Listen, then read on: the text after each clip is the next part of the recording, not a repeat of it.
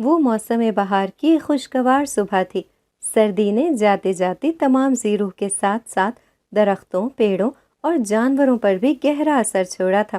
سب لوگ سورج کی دھوپ سے لطف اندوز ہو رہے تھے اور خداوندی کا شکر بجا لا رہے تھے۔ اچانک ہی سپہر کے وقت مغرب کی طرف سے کالی گھٹا اٹھی اور پل بھر میں سارے آسمان پر چھا گئی۔ بادل گرجے، بجلی چمکی اور ننھی بوندیں بارش کا روح بھرنے لگیں۔ پھر جلد ہی موسلادھار میں برسنے لگا۔ صبح کی چمکیلی دھوپ پھر سردی میں تحلیل ہو گئی۔ ہر طرف پھر سے موسم سرما کا گما ہونے لگا۔ آئینہ، آئینہ نیچے اتر، بارش تیز ہو گئی ہے، مغرب کا وقت نکل رہا ہے، تمہارے ابا آنے والے ہوں گے، اگر تمہیں انہوں نے چھت پر دیکھ لیا پھر سے غصہ کریں گے۔ کتنی بار کہا ہے مغرب کے وقت چھت پر نہ جایا کرو، تمہارے ابا کو پسند نہیں ہے، مگر مجال ہے جو میری کوئی بھی بات یہ لڑکی سن لے۔ آئینہ جو اپنے منگیتر سے بات کر رہی تھی، اپنی ماں کی چنگاڑتی آواز سن کر بوکھلا گئی۔ جلدی سے فون بند کر کے دوپٹے کے نیچے چھپایا اور بھاگتی ہوئی نیچے آئی۔ آئینہ، مجھے ایک بات صاف صاف بتا دو، تم ہر روز اس وقت چھت پر جا کے کیا کرتی ہو؟ تمہیں اپنے باپ سے ڈر نہیں لگتا؟ اپنی چھوٹی بہن کو دیکھو، کتنی فرما بردار ہے، اسے جو بات ایک بار کہہ دو وہ فوراً مان لیتی ہے۔ آئینہ کے چہرے پر ایک سایہ آ کر لہرایا۔ اس کی ماں چاول صاف کر رہی تھی، اس لیے دیکھ نہیں پائی۔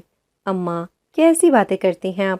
جانتی تو ہیں کہ مجھے اس وقت آسمان کا نظارہ دیکھنا کتنا زیادہ پسند ہے، بس اس لیے دل بہلانے کے واسطے چھت پر چلی جاتی ہوں۔ چلو ٹھیک ہے، اب یہ چاول صاف کرو۔ ختیجہ نے اپنی بیٹی کو چاولوں کی پرات دی اور خود اندر نماز پڑھنے کے لیے چلی گئی تھی، اور وہ چاول صاف کرتے ہوئے حمزہ کی باتوں کو سوچ کر مسکرانے لگی تھی۔ مولوی احمد علی ایک چھوٹی بستی نور پور کی مسجد میں امام تھے۔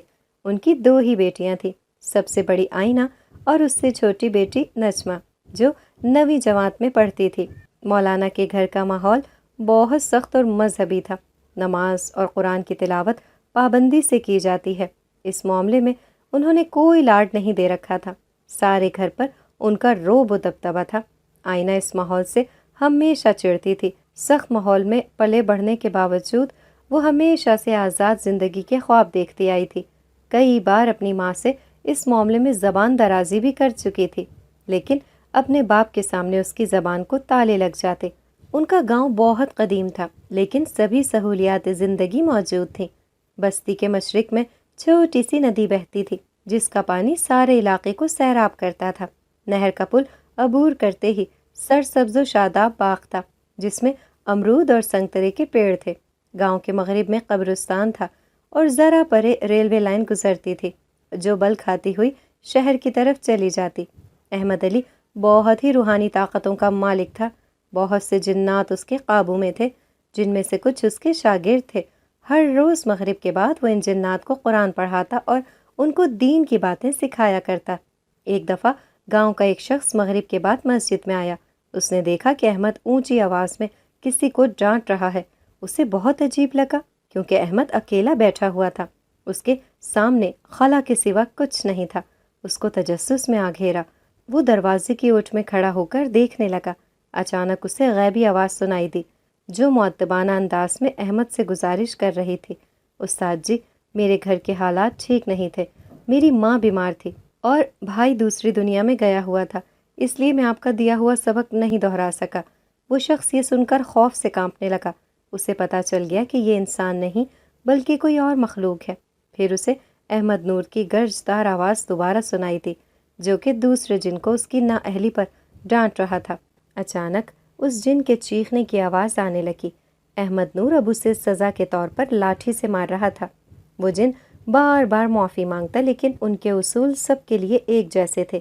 باہر کھڑے کھڑے اس شخص کی ابتر حالت ہو گئی۔ اس سے قدم اٹھانا محال ہو رہا تھا۔ ابھی وہ بھاگنے کے پل تول ہی رہا تھا کہ اسے اپنے پیچھے کسی کی موجودگی کا احساس ہوا۔ جب اس نے پیچھے مڑ کر دیکھا، احمد نور اس کے پیچھے کھڑا تھا۔ کیا ہوا؟ آپ خود اس وقت یہاں کیا کر رہے ہو؟ آپ تو اندر تھے۔ اس نے مڑ کر کمرے میں دیکھا، وہاں کوئی نہیں تھا۔ کیا ہوا ہے برخوردار؟ میں تو ابھی گھر سے آ رہا ہوں، کہیں دوسری مخلوق کو تو نہیں دیکھ لیا؟ شاید وہ بھی یہاں نماز اور قرآن پڑھنے آئے ہوں، احمد نور نے مذاقاً کہا، جبکہ وہ شخص حقیقتاً خوف سے کانپ رہا تھا۔ اچانک وہ ڈر کے مارے بے ہوش ہو گیا۔ احمد نور نے آواز دی، حمزہ؟ جی استاد جی۔ حمزہ چراغ دین کے جن کی طرح حاضر ہوا۔ اس نے جو کچھ بھی دیکھا وہ اس کی یادداشت سے مٹا دو۔ جو حکم میرے آقا۔ حمزہ نے فوری جواب دیا اور اسی وقت حکم کی تعمیل کی، اور منہ ہی منہ میں کچھ پڑھ کر اس شخص پر پھونک ماری۔ ایسا کئی بار ہو چکا تھا۔ جب بھی کوئی شخص احمد نور کو کسی غیر مرئی مخلوق کو پڑھاتا دیکھتا یا اس کے ساتھ ہم کلام دیکھتا تو جن فوراً اس کی یادداشت گم کر دیتے تھے۔ ایک مرتبہ رمضان کے مہینے میں ایک شخص اپنے بیٹے کو سحری دینے آیا تھا۔ اس کا بیٹا مسجد میں اعتکاف میں بیٹھا ہوا تھا۔ ابھی نماز میں تھوڑا ٹائم باقی تھا۔ اس نے دیکھا احمد امامت کر رہا ہے، جبکہ پیچھے کوئی بھی نہیں ہے، صرف لوگوں کی آوازیں آ رہی تھیں جو اس کے پیچھے نماز پڑھ رہے تھے۔ وہ شخص ڈر گیا اور خوف سے کانپنے لگا۔ اپنے وہم کو دور کرنے کے لیے وہ آگے بڑھا، لیکن تھوڑا دور پہنچ کر اسے ایسا لگا جیسے وہ کسی چٹان سے ٹکرا گیا ہے۔ دراصل وہ ایک جن تھا جو احمد نور کے پیچھے نماز پڑھ رہا تھا۔ خوف سے وہ شخص وہیں بے ہوش ہو گیا۔ ارسلان احمد نور کا خاص خادم تھا اور باقی جنات کی نسبت طاقتور جن تھا۔ 5 سال پہلے یہ احمد نور کے پاس قرآن پاک پڑھنے کی غرض سے آیا تھا۔ قرآن کی تکمیل کے بعد یہ اپنے استاد جی کا خادم بن گیا۔ ارسلان ایک قابل اعتماد جن تھا جس سے احمد نور خاص روحانی کام کروایا کرتا۔ وہ تمام عمل جو احمد نور کے بس میں نہیں تھے اور جو وہ اپنے موکل یا کسی اور جن سے نہیں کروا سکتا تھا، وہ تمام کام ارسلان اسے پورے کر کے دیتا تھا۔ وہ اپنی زندگی قرآن و سنت کے مطابق گزارنا چاہتا تھا۔ اس کے لیے اسے احمد نور کی رہنمائی درکار تھی۔ وہ احمد نور کا بہت احترام کرتا تھا، لیکن اس کے باوجود اسے احمد نور کے گھر جانے کی اجازت نہیں تھی۔ احمد نور کا ان تمام جنات سے واسطہ مسجد کی حد تک تھا، یا گھر سے باہر تک۔ کوئی بھی جن اس کی ذاتی زندگی میں دخل اندازی نہیں کر سکتا تھا۔ ان کے گھر میں ان کی بیٹیاں اور بیوی رہتی تھیں۔ وہ نہیں چاہتے تھے کہ کسی غیر محرم، چاہے وہ انسان ہو یا جن ہو، اس کی ان کی بیٹیوں پر یا بیوی پر نظر پڑے۔ اس معاملے میں سختی سے پیش آتے تھے۔ ارسلان مؤدبانہ انداز میں احمد نور کے سامنے حاضر ہوا۔ جی استاد جی، آپ نے بلایا؟ ہاں، مجھے تم سے ایک ضروری کام ہے۔ آپ حکم کریں۔ استاد جی، ارسلان عاجزی کے ساتھ بولا، تم نے ایک عمل کرنا ہے، اس کے لیے بعد مغرب کا وقت درکار ہے، لیکن یاد رہے یہ عمل تم نے کسی سنسان جگہ نہیں بلکہ انسانوں کی بستی میں رہ کر کرنا ہے، اور ایسی جگہ کرنا ہے جہاں پر انسانوں کی چہل پہل ہو لیکن وہ تمہیں تنگ نہ کر سکیں۔ لیکن استاد جی، ایسی جگہ کہاں ہے؟ یوں تو ایسی بہت سی جگہ ہیں جہاں پر تم بیٹھ کر یہ عمل کر سکتے ہو، مگر تمہیں میں یہ اپنے گھر کی چھت پر کرنے کی اجازت دے رہا ہوں۔ وہاں شام کے وقت کوئی نہیں آتا جاتا۔ میں اپنے گھر کے تمام افراد کو منع کر دوں گا۔ تم پورے اطمینان کے ساتھ یہ عمل مکمل کر دو گے۔ یہ عمل 3 دن کا ہے، تم نے کل سے یہ عمل شروع کر دینا ہے۔ مگر استاد جی، اس عمل سے مجھے کیا فائدہ ہوگا؟ تمہاری روحانیت میں ناقابل یقین حد تک اضافہ ہو جائے گا۔ شر کی کوئی بھی طاقت تمہیں بے خبری میں کوئی نقصان نہیں پہنچا سکے گی۔ یہ اس عمل کا سب سے بڑا فائدہ ہے۔ جو حکم استاد جی۔ ٹھیک ہے، اب جاؤ۔ ارسلان فوراً وہاں سے غائب ہو گیا۔ آئینہ، باز آ جاؤ۔ اس کی چھوٹی بہن نجمہ اسے کب سے چھت سے نیچے اترنے کا کہہ رہی تھی، جبکہ وہ اپنے منگیتر سے باتوں میں مصروف تھی۔ اچانک دروازے پر دستک ہوئی۔ دستک سن کر آئینہ پلک جھپکتے ہی نیچے آئی اور باپ کے صحن میں پہنچنے سے پہلے ہی کمرے میں جا کر موبائل رکھائی۔ السلام علیکم بابا جان۔ وعلیکم السلام۔ کیا کر رہی تھی تم؟ کچھ نہیں ابا، وہ کمرے میں بیٹھی تھی۔ کمرے سے باہر نکل کر ماں اور بہن کا ہاتھ بٹا دیا کرو، سارا دن اکیلی لگی رہتی ہیں۔ نماز پڑھی تم نے مغرب کی؟ جی ابو، پڑھی تھی۔ آئینہ نے صاف جھوٹ بولا، جبکہ نماز کے دوران وہ اپنے منگیتر سے باتوں میں مصروف تھی۔ اس بارے میں اس کی بہن کے علاوہ کسی کو پتہ نہ تھا۔ چھوٹی ہونے کے باوجود وہ ہمیشہ اپنی بڑی بہن کو سمجھاتی، لیکن آئینہ کی آنکھوں پر تو جیسے محبت کی پٹی بندھی تھی، اس لیے وہ اپنے ماں اور باپ دونوں کو دھوکہ دے رہی تھی۔ آئینہ کی منگنی بچپن میں ہی اس کی خالہ زاد سے ہو گئی تھی۔ اس کی خالہ کی فیملی اچھی خاصی ماڈرن تھی، جبکہ احمد نور کا خاندان حد سے زیادہ مذہبی تھا۔ اس کی خالہ کی طرف فون کالز اور ملنے ملانے کو معمولی باتیں سمجھی جاتی تھیں، جبکہ آئینہ کے ماں باپ کے مطابق نکاح سے پہلے نامحرم سے بات کرنا تو دور، اس سے ملنا بھی گناہ تھا۔ آئینہ ہمیشہ ان باتوں پر چڑھتی۔ آئینہ کا دماغ اس کی دوستوں اور منگیتر نے خراب کر رکھا تھا۔ پچھلی بار جب اس کی خالہ آئی تھی ان کی چھوٹی بیٹی ایک موبائل فون دے گئی تھی۔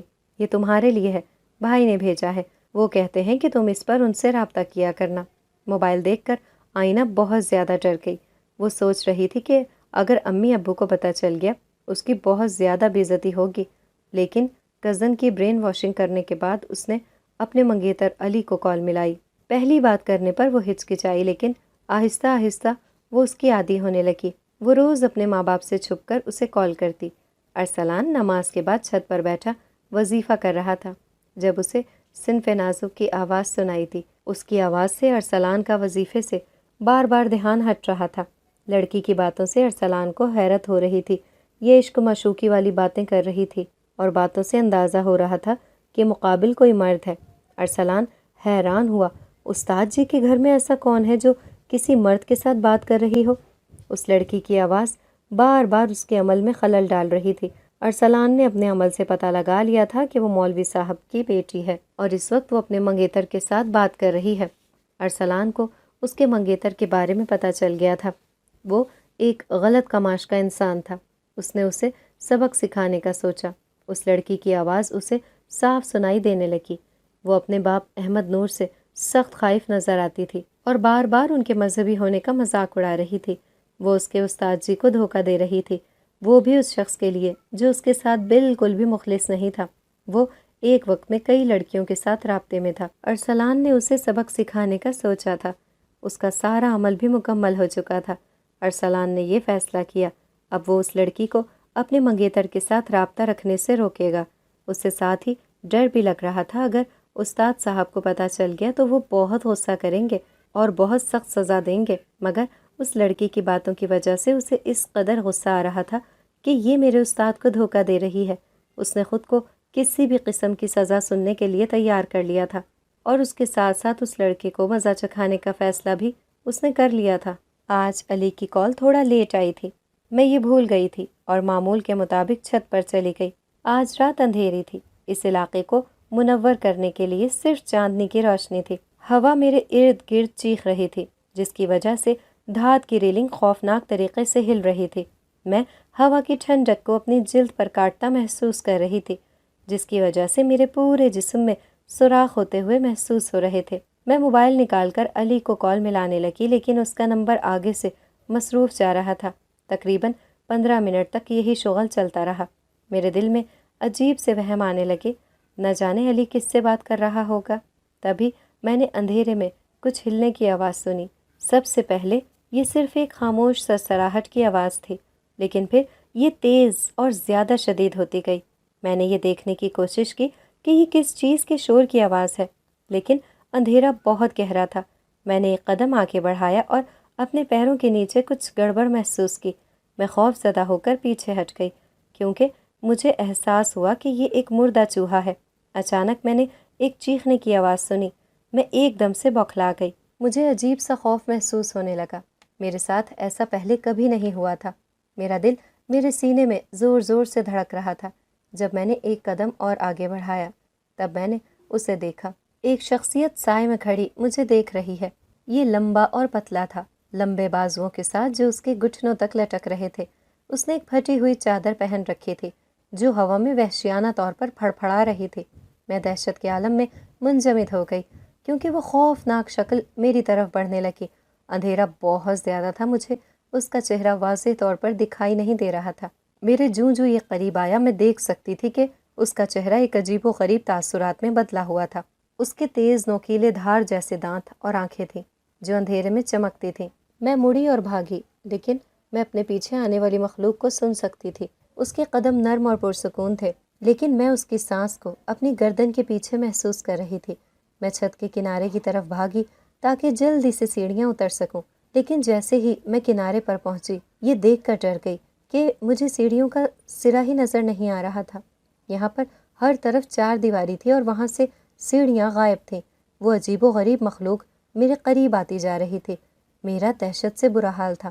میں امی اور بہن کو اونچی اونچی آواز میں پکارنے لگی لیکن میری پکار کا کوئی جواب نہیں آ رہا تھا۔ مجھے لگا جیسے میرا آخری وقت آ گیا ہے۔ ایک دم وہ مخلوق میرے اوپر آئی۔ اس نے ہوا میں خنجر بلند کیا تھا۔ میں چلانے لگی، بچاؤ بچاؤ! اس کے بعد مجھے کوئی ہوش نہیں رہا۔ جب میری آنکھ کھلی تو میری امی میرے پاس بیٹھی مجھے نیند سے جگانے کی کوشش کر رہی تھی۔ آئینہ بیٹا کیا ہوا ہے، اٹھ جاؤ، ضرور تم نے ڈراؤنا خواب دیکھ لیا ہوگا۔ کتنی بار کہا ہے رات کو سونے سے پہلے آیت الکرسی پڑھا کرو۔ تب مجھے احساس ہوا کہ یہ سب صرف ایک ڈراؤنا خواب تھا، لیکن میں نے اس چھت پر جو دہشت محسوس کی وہ کسی صورت میرے دل سے نہیں نکل رہی تھی۔ میں خواب اور حقیقت میں فرق نہیں کر پا رہی تھی۔ میں بہت زیادہ خوفزدہ ہو گئی تھی۔ میں نے امی کو گلے لگا لیا اور زور زور سے رونے لگی۔ کیا ہوا ہے بیٹا؟ وہ بس صرف ایک ڈراؤنا خواب تھا، ڈرو نہیں، میں تمہارے پاس ہوں۔ شام کو میں معمول کے مطابق چھت پر بیٹھی علی کی کال کا انتظار کر رہی تھی۔ میں کچھ دنوں سے نوٹ کر رہی تھی علی کا لہجہ اکثر بدل چکا ہے۔ وہ پہلے کی طرح نہ مجھ سے بات کرتا تھا اور نہ ہی مجھے وقت دیتا تھا۔ میں خود سے کال ملانے کا سوچ ہی رہی تھی کہ اچانک مجھے اپنی چھت پر کسی کے رونے کی آواز آئی۔ میں حیران ہوئی کیونکہ چھت پر میرے علاوہ کوئی بھی نہیں تھا۔ ہمارے پڑوس کی چھت ہماری چھت سے ملی ہوئی تھی۔ میں نے سوچا کہ شاید وہاں سے کوئی رو رہا ہے۔ میں دیکھنے کے لیے گئی لیکن ساری چھت خالی تھی۔ وہاں کسی ذی روح کا نام و نشان تک نہ تھا۔ میں نے اسے اپنا وہم سمجھا اور دوبارہ اپنی چھت پر آ گئی۔ اس کے ساتھ ساتھ میرے ذہن میں وہی خواب چل رہا تھا۔ میں نے اپنے سر کو جھٹکا اور خود کو تسلی دی کہ وہ محض ایک خواب تھا، اس سے زیادہ کچھ نہیں۔ جیسے ہی میں نے اسے دوبارہ کال ملائی، میری نظر اپنے سامنے کھڑے ایک کالے بلے پر پڑی۔ وہ اپنی سرخ آنکھوں سے مجھے گھور رہا تھا۔ مجھے اچانک اس سے خوف محسوس ہونے لگا۔ میں نے اسے نظر انداز کرنے کی ممکن کوشش کی، لیکن بار بار میری نظر اس کی طرف چلی جاتی۔ اب وہ آہستہ آہستہ میری طرف بڑھنے لگا تھا۔ اس کے منہ سے عجیب سی غراہٹ کی آوازیں آ رہی تھیں اور رال ٹپک رہی تھی۔ وہ کبھی میرے موبائل کی طرف اور کبھی میری طرف دیکھتا، جیسے مجھے موبائل سے دور رہنے کا کہہ رہا ہو۔ جیسے ہی میرے موبائل میں کال آئی، وہ میرے اوپر جھپٹا۔ میں سائٹ پر ہو گئی اور چلاتے ہوئے نیچے آ گئی۔ شکر ہے اس وقت میرے گھر میں کوئی بھی نہیں تھا۔ میری امی پڑوس میں گئی تھیں جبکہ ابا مسجد میں تھے اور چھوٹی بہن اپنے کمرے میں سو رہی تھی۔ میرا دل زور سے دھک دھک کر رہا تھا۔ میں نے ایک نظر چھت کی طرف دیکھا، وہ ابھی بھی منڈیر پر بیٹھا مجھے گھور رہا تھا۔ پھر تو یہ جیسے روز کا معمول بن گیا تھا۔ جب میں علی کو کال کرنے کے لیے چھت پر جاتی، میرے ساتھ کوئی نہ کوئی حادثہ پیش آ جاتا جس سے میں علی سے بات نہیں کر پا رہی تھی۔ آج موسم بہت خوشگوار تھا۔ ٹھنڈی ٹھنڈی ہوا چل رہی تھی۔ آسمان پر کالے بادل چھائے تھے۔ ممکن تھا کہ تھوڑی دیر میں بارش ہونے لگتی۔ میں اپنی بہن اور امی کے ساتھ صحن میں بیٹھی تھی، جبکہ میرا ذہن بار بار بھٹک کر علی کی طرف جا رہا تھا۔ کچھ دنوں سے میری اس سے بات نہیں ہوئی تھی اور وجہ وہی تھی۔ میں سوچ رہی تھی آج چاہے کچھ بھی ہو جائے میں علی سے بات کر کے رہوں گی کہ اچانک میری امی بول پڑی، آج مغرب کے بعد تمہارے ابا کے دوست کی بیٹی کی مہندی ہے، تم دونوں اچھے سے تیار رہنا، ہم وہاں جائیں گے۔ اماں بس کر دیں، آپ کے اچھے تیار ہونے کا مطلب مجھے اچھی طرح پتہ ہے، سیدھا سیدھا کہہ دیا کریں، اپنے آپ کو بڑی سی چادر میں لپیٹ لینا، میں نے خاصی بدتمیزی سے کہا۔ میری چھوٹی بہن نے غصے سے مجھے گھورا اور اماں نے بھی کون سا چھوڑ دیا تھا، انہوں نے بھی مجھے خاصی سخت سنائی تھی۔ میرا موڈ ایک دم سے آف ہو گیا، یعنی میرا آج کا پلان بھی کینسل ہو گیا تھا۔ میں سمجھ نہیں پا رہی تھی آخر میرے ساتھ ایسا کیوں ہو رہا ہے، کیا وجہ تھی کہ میں اس کے ساتھ بات نہیں کر پا رہی تھی۔ اتنے دن ہو گئے تھے اس کے ساتھ بات کیے ہوئے، اس کی آواز سنے ہوئے، نہ جانے کیوں حالات سازگار نہیں بن رہے تھے۔ اگلے دن مجھے علی سے بات کرنے کا موقع مل گیا۔ میں نے اسے سلام ہی کیا تھا کہ میری پڑوسن نے اپنی چھت سے مجھے آواز دی۔ اس کی آواز سن کر میں بوکھلا گئی۔ میں نے جلدی سے موبائل دوپٹے کے نیچے چھپا لیا کیونکہ میں اس کی فسادی طبیعت سے بخوبی واقف تھی۔ اگر وہ میرے ہاتھ میں موبائل دیکھ لیتی تو ضرور پورے گاؤں میں ڈھنڈورا پیٹتی کہ مولوی صاحب کی بیٹی ہو کر اپنے پاس موبائل رکھتی ہے۔ اس کی آواز سن کر مجھ پر بیزاریت طاری ہو گئی۔ میں نے سوالیہ نظروں سے اسے دیکھا۔ کیا تم تھوڑی دیر کے لیے میرے گھر میں آ سکتی ہو؟ مجھے تم سے کچھ ضروری بات کرنی ہے۔ کیا کام ہے؟ مجھے حیرت ہوئی۔ اس سے پہلے اس نے کبھی مجھ سے کسی کام کے بارے میں نہیں کہا تھا، بلکہ میری تو اس سے سلام دعا بھی بہت کم ہوتی تھی۔ تم آؤ تو میں تمہیں بتاتی ہوں۔ ٹھیک ہے، تم جاؤ، میں 5 منٹ میں آتی ہوں، میں نے اسے کہہ کر بھیجا اور خود جلدی سے علی کو کال ملانے لگی، لیکن آگے اس کا نمبر بند جا رہا تھا۔ مجھے اندازہ ہو گیا کہ اس نے غصے سے موبائل بند کر دیا ہے۔ مجھے شرمندگی محسوس ہونے لگی اور ساتھ میں اس کی ناراضگی کا ڈر بھی تھا۔ میں نے سوچا پہلے پڑوس سے ہو آتی ہوں، اس کی بات سن لوں، نیچے جا کر میں نے امی سے اجازت مانگی۔ ارے پاگل ہو گئی ہے رے، آئینہ بہانہ تو کام بنا لیا کر۔ میں جو پہلے ہی چڑی بیٹھی تھی۔ اماں آپ میری بے عزتی بعد میں کر لینا، پہلے مجھے جلدی سے جانے دو، وہ انتظار کر رہی ہوں گی۔ ارے کہاں جانے دوں؟ کون انتظار کر رہی ہوگی؟ وہ تمام خاندان یہاں سے جا چکا ہے۔ اماں کی بات سن کر مجھے ایسا لگا جیسے پورے گھر کی چھت میرے سر پر آ گئی ہو۔ امی میں یہ سوچ رہی ہوں، اس نے خود تھوڑی دیر پہلے مجھے آ کر بلایا۔ وہ کہہ رہی تھی کہ آ کر میری بات سن لو، ضروری بات کرنی ہے۔ بیٹا لگتا ہے کہ تم دن میں بھی خواب دیکھنے لگی ہو۔ چل شاباش، یہ برتن اٹھا کر کچن میں رکھ اور توے پر 2 روٹیاں ڈال دے، تیرا ابا آنے والا ہوگا۔ اماں نے میرے ہاتھ میں برتن پکڑا کر مجھے کچن میں بھیج دیا۔ سارا وقت میں یہی سوچتی رہی، آخر میرے ساتھ ہو کیا رہا ہے؟ کہیں مجھ پر کسی آسیب کا اثر تو نہیں ہو گیا؟ یہ خیال آتے ہی میرے رونگٹے کھڑے ہو گئے۔ مجھے اچانک ڈر لگنے لگا۔ پھر وہ تمام واقعات آہستہ آہستہ میرے ذہن میں آنے لگے۔ یہ کسی انسان کا کام ہو ہی نہیں سکتا اور نہ ہی میں اسے اتفاق کہہ سکتی ہوں۔ اس کے ساتھ ساتھ مجھے علی کی ناراضگی کی فکر تھی۔ اگلے دن میں معمول کے مطابق چھت پر گئی۔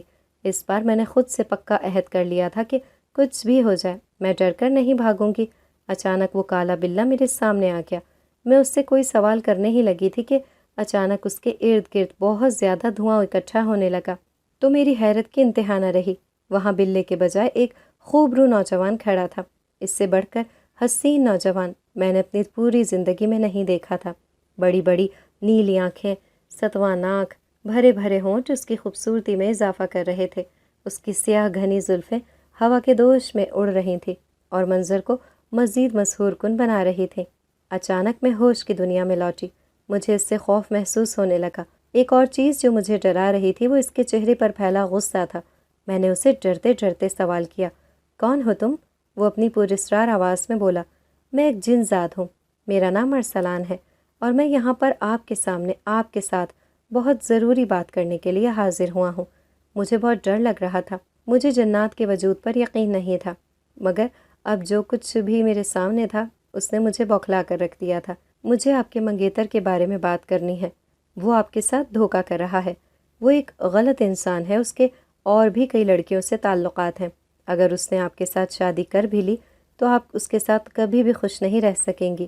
میرا مقصد آپ کو تنبیہ کرنا تھا، آگے آپ اپنا اچھا برا سمجھ سکتی ہیں۔ وہ اپنی بات مکمل کر کے وہاں سے غائب ہو گیا تھا۔ میں کتنی دیر تک ان کی باتوں کے زیر اثر رہی تھی، پھر اس کے بعد تھکے تھکے قدموں سے نیچے آ گئی تھی۔ مجھے علی کی بہت یاد آ رہی تھی۔ میں اس سے بات کرنے کے لیے بہت بے قرار ہو رہی تھی۔ گھر میں اس وقت کوئی بھی نہیں تھا۔ ابو ابھی تک گھر واپس نہیں آئے تھے۔ امی پڑوس میں تھی اور نجمہ سو رہی تھی۔ تمام حالات میرے لیے سازگار تھے۔ میں نے اس جن ذات کی تمام باتوں کو ایک کونے میں ڈال دیا تھا اور علی کا نمبر ملا لیا تھا۔ اس نے دوسری بیل پر ہی میری کال اٹھا لی تھی۔ اتنے دن سے اس سے بات نہیں ہوئی تھی۔ اتنے دن کے بعد اس کی آواز سن کر میری آنکھیں بھر آئیں۔ وہ اس سے بات کرتے ہوئے بہت جذباتی ہو گیا تھا۔ وہ دونوں کتنی دیر تک ایک دوسرے کے ساتھ بات کرتے رہے۔ پھر جب دروازے پر دستک ہوئی تو میں نے کہا کہ شاید امی یا ابو آ گئے ہیں۔ پھر میں نے کال بند کرنے کے بعد موبائل کمرے میں چھپا دیا تھا۔ وہ جن زیادہ میرے سامنے نہیں آیا تھا اور میرے ساتھ ہونے والے خوفناک واقعات کا سلسلہ بھی بند ہو چکا تھا اور میں اپنی پرانی روٹین پر آ گئی تھی۔ میں روزانہ مغرب کے بعد علی سے بات کرنے لگی تھی، مگر اس کا لہجہ میرے ساتھ بدل چکا تھا۔ ایسے لگتا تھا جیسے وہ بہت جلدی میں مجھ سے بات کر رہا ہو اور میں اس بات کو محسوس کر رہی تھی، مگر میں اپنے دل کے ہاتھوں مجبور تھی اور میں اس کی اتنی عادی ہو چکی تھی کہ اس کے ساتھ جب تک میں بات نہ کر لیتی مجھے چین نہیں آتا تھا۔ مگر آج اس نے ایسی بات کہی تھی جو میرے لیے کسی بھی طور پر قابل قبول نہیں تھی۔ اس نے مجھے کہا تھا کہ وہ مجھ سے ملنا چاہتا ہے، تنہائی میں بات کرنا چاہتا ہے۔ میں نے اس سے کہا جو بھی بات کرنی ہے ہم موبائل پر کر سکتے ہیں، مگر وہ ناراض ہو گیا اور اس نے فون بند کر دیا اور اس کی ناراضگی کے خیال سے میری جان پر بنائی تھی۔ میں اسے کس طرح سے مناؤں؟ پھر میں نے ہمت کی اور اپنے دل کو مضبوط کر کے اسے میسج کیا کہ میں اس کی بات ماننے کے لیے تیار ہوں، جیسے وہ بولے گا ویسے کر لوں گی۔ اس کے بعد اس کی کال آ گئی اور وہ میرے ساتھ بہت پیار سے اور اچھے طریقے سے بات کرنے لگا اور اس کو واپس اپنی پرانی ٹون میں آتا دیکھ کر میں بہت خوش ہو گئی اور پھر میں اس سے ملنے کے لیے پلان بنانے لگی۔ میں نے ایک دن کالج سے اپنی رول سلپ لینے کے لیے جانا تھا۔ میں نے امی سے اس بارے میں بات کی تو انہوں نے کہا کہ ٹھیک ہے، میں تمہیں لے جاؤں گی۔ میں نے کہا نہیں، میں اپنے دوستوں کے ساتھ کچھ وقت گزارنا چاہتی ہوں، اس کے بعد میں ان سے ملوں نہ ملوں کیا پتہ۔ میں زندگی میں پہلی بار اپنی ماں سے اتنا بڑا جھوٹ بول رہی تھی۔ جھوٹ بولتے ہوئے میرے ہاتھ کانپ رہے تھے اور میں نظر چرا رہی تھی، مگر انہوں نے میری بات پر اعتبار کر لیا اور مجھے جانے کی اجازت دے دی۔ میں نے اپنے سب سے اچھے کپڑے پہنے اور امی سے چھپ کر ہلکا سا میک اپ بھی کر لیا تھا۔ میں اپنی چھوٹی بہن کو ہر بات بتاتی تھی، مگر یہ بات میں نے اس سے بھی چھپائی تھی۔ کالج میں جا کر میں جب فری ہو گئی تو علی کا میسج آیا کہ باہر تمہارا انتظار کر رہا ہوں۔ میں زندگی میں پہلی بار ایسا کام کر رہی تھی، میری ٹانگیں کانپ رہی تھیں، مگر میں نے اپنے دل کی بات سنی اور اس کی گاڑی میں جا کر بیٹھ گئی۔ وہ ہمیشہ کی طرح بہت شاندار لگ رہا تھا۔ اس کو دیکھ کر مجھے اپنے دل کی دھڑکن بے ترتیب ہوتی محسوس ہوئی۔ اب گاڑی ایک سنسان روڈ کی طرف جا رہی تھی اور وہ ایک الگ تھلگ بنے گھر کے قریب آ کر کے یہ گھر باہر سے بند ہونے سے تالا لگا ہوا تھا اور مجھے اس گھر میں لے کر آ گیا تھا۔ یہ آنے کے بعد میں بہت زیادہ پریشان ہو گئی تھی۔ مجھے لگ رہا تھا کہ میں نے غلط فیصلہ کیا ہے، مگر اب کیا ہو سکتا تھا؟ میرا دل بہت زیادہ گھبرا رہا تھا۔ میں نے علی سے کہا کہ یہاں سے چلو، میں نے یہاں نہیں رکنا، مگر وہ تو جیسے میری کوئی بات ہی نہیں سن رہا تھا۔ مجھے کسی گڑبڑ کا احساس ہوا۔ میں اس لمحے کو پچھتا رہی تھی کہ میں یہاں کیوں آئی۔ میں اس کے آگے منتیں کرتی رہی، مجھے یہاں سے جانے دو، میں تمہارے خاندان کی عزت ہوں، میں تمہاری منگیتر ہوں، تم میرے ساتھ کچھ غلط کیسے کر سکتے ہو؟ مگر وہ تو جیسے میری بات سن ہی نہیں رہا تھا۔ اچانک سے تیز ہوا چلنے لگی، دروازے اور کھڑکیاں زور زور سے بجنے لگے۔ یہ صورتحال دیکھ کر ہم دونوں چونک گئے تھے۔ اچانک کسی نے علی کو اوپر اٹھا کر زور سے زمین پر پٹکا۔ وہ درد سے بلبلا کر رہ گیا تھا۔ میں سمجھ گئی کہ شاید یہاں پر وہی جن آ گیا ہے جس نے مجھے علی سے دور رہنے کو بولا تھا۔ میرے لیے موقع اچھا تھا، میں وہاں سے بھاگ گئی تھی اور روڈ پر آنے کے بعد مجھے رکشہ مل گیا تھا۔ میں اس میں بیٹھ کر اپنے گھر کی طرف آ گئی۔ میری حالت بہت بری ہو رہی تھی، مجھے ڈر لگ رہا تھا۔ اگر میرے امی ابو کو اس بارے میں پتہ چل گیا تو نہ جانے کیا ہوگا، مگر 2-4 دن تو خیر خیریت رہی۔ اس کے بعد کچھ ایسا ہوا جس نے مجھے اندر سے ہلا کر رکھ دیا تھا۔ شام کا وقت تھا، میری خالہ آئی تھی، وہ ہماری طرف کی منگنی کا سامان واپس کرنے آئی تھی اور یہ رشتہ ختم کر دیا تھا۔ میری تو جیسے دنیا اندھیر ہو چکی تھی، میں رو رو کر پاگل ہو چکی تھی۔ میں تو کسی صورت بھی علی کو کھونا نہیں چاہتی تھی، مگر اس نے مجھے چھوڑ دیا۔ اب میں کیسے اس کے بغیر رہوں گی؟ میں پاگلوں کی طرح اس کا نمبر ملا رہی تھی، مگر وہ میرے کسی کال میسج کا جواب ہی نہیں دے رہا تھا۔ یہ صورتحال میرے لیے تکلیف دہ تھی۔ میں نے کھانا پینا چھوڑ دیا تھا اور میں کسی کے ساتھ کوئی بات نہیں کرتی تھی۔ میں بہت زیادہ تنہائی پسند ہو گئی تھی اور مجھے کچھ بھی اچھا نہیں لگتا تھا۔ میری حالت سے میری امی اور چھوٹی بہن بہت زیادہ پریشان ہو گئی تھی اور مجھے ابو کے رویے پر حیرت ہوتی تھی۔ انہوں نے امی سے کسی قسم کا کوئی سوال ہی نہیں کیا، تمہاری بہن کا رشتہ کیوں توڑا؟ ایسے لگ رہا تھا جیسے وہ اس فیصلے سے خوش ہوئے ہوں، مگر امی میری وجہ سے دکھی تھیں اور انہیں اپنی بہن کے ساتھ اپنا رشتہ خراب ہونے کا بھی قلق ستا رہا تھا۔ اس دن میں مغرب کے بعد چھت پر بیٹھی علی کا نمبر ملا رہی تھی کہ اتنے میں میرے سامنے سفید دھواں نمودار ہوا۔ پھر وہ سفید دھواں ایک ہیولے میں تبدیل ہو گیا تھا اور میرے سامنے وہی جن زادہ تھا۔ وہ مجھے ہمدردی کی نگاہ سے دیکھ رہا تھا۔ آپ کسی ایسے انسان کے لیے اپنی زندگی کیوں تباہ کر رہی ہیں جو آپ کے قابل ہی نہیں تھا؟ آپ جانتی ہیں کہ اگر اس دن میں وہاں پر نہ پہنچتا تو آپ کے ساتھ کیا ہو سکتا تھا؟ اس کا رشتہ توڑنا یہ آپ کے حق میں بہتر ہوا ہے۔ اللہ نے آپ کے لیے کچھ بہتر سوچ رکھا ہوگا۔ آپ اپنی حالت میں بہتری لائیں اور خود کو یوں ہلکان کرنا چھوڑ دیں۔ آپ کی وجہ سے آپ کے ماں باپ بھی پریشان ہو رہے ہیں۔ تم ایک بہت نیک جن معلوم ہوتے ہو۔ تم نے مجھے بارہا اس سے بات کرنے سے روکا تھا، مگر مجھے اس بات کی سمجھ نہیں آئی تھی۔ تم نے مجھ پر بہت بڑا احسان کیا ہے۔ اگر تم نہ ہوتے تو جانے کیا ہوتا، مگر کیا تم مجھے ایک بات بتا سکتے ہو کہ تم میری اتنی مدد کیوں کر رہے ہو؟ کیونکہ تم جنات کی اپنی دنیا ہوتی ہے، اپنے کام ہوتے ہیں، تو پھر تم ہماری دنیا میں کیوں رہے ہو؟ میری بات سن کر وہ افسردگی سے مسکرایا اور کچھ سوچنے لگا جیسے اپنے ماضی میں کھو گیا ہو۔ میں ہر مجبور اور بے بس انسان کی مدد کرنے میں خوشی محسوس کرتا ہوں، مگر میں آپ کی مدد کیوں کر رہا ہوں یہ میں آپ کو نہیں بتا سکتا، کیونکہ مجھے یہ بات بتانے کی اجازت نہیں ہے۔ میں اس وقت بہت چھوٹا سا تھا جب ہمارے ملک پر دشمنوں نے حملہ کیا تھا۔ ہمارا بہت بڑا قبیلہ تھا اور میرے خاندان میں میرے ماں باپ، بہن بھائی سب لوگ تھے، اور دشمنوں نے ہم سب کو اپنے قبیلے میں قید کر لیا تھا اور ہم پر وہ طرح طرح کے ظلم ڈھاتے تھے۔ وہ ہمیں غلط کام کرنے کے لیے مجبور کرتے تھے۔ ہم چونکہ نیک جنات تھے اور مسلمان تھے تو ہم ایسا کوئی کام نہیں کر سکتے تھے جو ہمارے رب کی ناراضگی کا باعث بن سکتا تھا۔ میں ایک بہت طاقتور جن تھا۔ میں نوچندی جمعرات کی خاص ساتھ میں پیدا ہوا تھا، اس لیے میں اپنی طاقتوں سے ایسے ایسے کام کر سکتا تھا جن کے بارے میں کوئی دوسرا جن سوچ بھی نہیں سکتا تھا، اور میں کبھی بھی یہ نہیں چاہتا تھا کہ میں ان کے ساتھ مل کر اپنے رب کو ناراض کرنے والے کام سر انجام دوں۔ وہ لوگ مجھے مجبور کرتے تھے کہ اپنا مذہب بدل دو، اور یہ تو میں مر کر بھی نہیں کر سکتا تھا۔ انہوں نے ایک ایک کر کے میرے پورے خاندان کو میرے سامنے ختم کر دیا تھا۔ میں اس وقت ان کی قید میں تھا، اس وقت جادوئی رسیوں سے بندھا ہوا تھا، اور اس وقت مجھے اپنی طاقتوں کو استعمال کرنے کا بھی اندازہ نہیں تھا کہ میں کس طرح سے اپنی طاقتوں کو استعمال کر سکتا ہوں۔ میرے سامنے میرا پورا خاندان ختم ہو گیا تھا۔ پھر انہوں نے میرے قبیلے کے کچھ لوگ جنہوں نے ان کی بات نہیں مانی انہیں بھی ختم کر دیا، اور جو لوگ ان کے ساتھ مل گئے ان کو زندہ چھوڑ دیا۔ میں کتنے سال قید کی صعوبتیں برداشت کرتا رہا، ان کے مظالم برداشت کرتا رہا، مگر ان کی بات کو نہیں مانا۔ ایک بار ایک اللہ والے انسان کا وہاں سے گزر ہوا، انہوں نے مجھے اس سے بچایا اور پھر انسانوں کی دنیا میں لے آئے، اور اس کے بعد میں نے ان کی شاگردی اختیار کر لی۔ مجھے ان سے بہت کچھ سیکھنے کو ملا تھا۔ میں نے شریعت پر عمل کرنا انہی سے سیکھا تھا۔ ان سے مل کر مجھے اپنی زندگی کے مقصد کا پتہ چل گیا تھا۔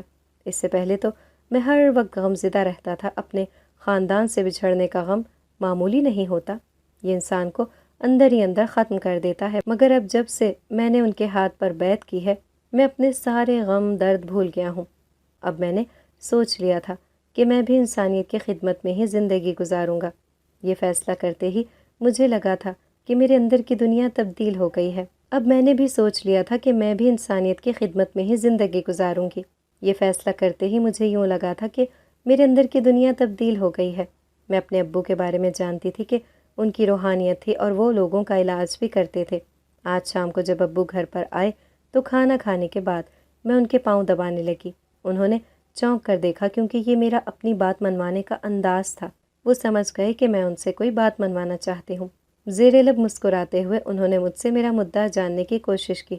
میں نے اپنی بات ان کے سامنے رکھ دی کہ میں بھی لوگوں کی خدمت کرنا چاہتی ہوں، کسی کے کام آنا چاہتی ہوں تاکہ میرے دل کو بھی خدمت کر کے سکون مل سکے، جیسے میری بات کی سچائی کی حد تک جانا چاہتے ہوں۔ پھر کچھ سوچ کر مسکرا دیے۔ انہوں نے مجھے کہا کہ میں خود بھی یہی چاہتا تھا کہ تم یا نجمہ میں سے کوئی یہ کام کرے، کیونکہ میرے پاس علاج کے لیے بہت سی عورتیں اور بچیاں بھی آتی ہیں، تو یہ تو بہت اچھا ہوگا اگر تم یہ کام کرو تو میں عورتوں اور بچیوں کو تمہارے پاس گھر پہ بھیج دیا کروں گا۔ مگر یہ اتنا آسان نہیں ہوگا، یہ بہت مشکل ہے اور یہ ایک لمبی منزل ہے جس کو طے کرنا آسان نہیں ہوتا۔ تم سوچ سمجھ لو کہ کیا تم یہ منزل طے کر لو گی؟ اپنے دل سے دماغ سے پوچھو اور خوب سوچ سمجھ کر فیصلہ کرو، پھر مجھے بتاؤ۔ مگر میرا فیصلہ اٹل تھا۔ میں نے ان سے کہا کہ میں یہ کام کرنا چاہتی ہوں۔ انہوں نے مجھے کہا ٹھیک ہے، کوئی بھی عمل شروع کرنے سے پہلے کچھ دن نماز کی پابندی لازمی کرنی ہوگی۔ نماز پنجگانہ کے علاوہ نوافل کا بھی اہتمام کرنا ہوگا، ہر وقت باوضو رہنا ہوگا، استغفار اور درود پاک کی کثرت کرنی ہوگی۔ اس کے بعد ہی میں تمہیں کوئی عمل یا وظیفہ شروع کرواؤں گا۔ میں نے ابو کی یہ بات مان لی تھی اور میں نے 5 وقت کی نماز شروع کر دی تھی۔ مجھے نماز اور نوافل کا اہتمام کرتے ہوئے کچھ ہی دن گزرے تھے۔ وجود میں سکون کی لہر دوڑتی ہوئی محسوس ہو رہی تھی۔ ایسا لگتا تھا جیسے میں ساری زندگی جس سکون کی متلاشی رہی ہوں وہ تو میرے رب کے سامنے سر جھکانے سے ہی ملتا ہے۔ رو رو کر اپنے رب سے اپنے گناہوں کی معافی مانگی اور میرا دل پرسکون ہوتا چلا گیا۔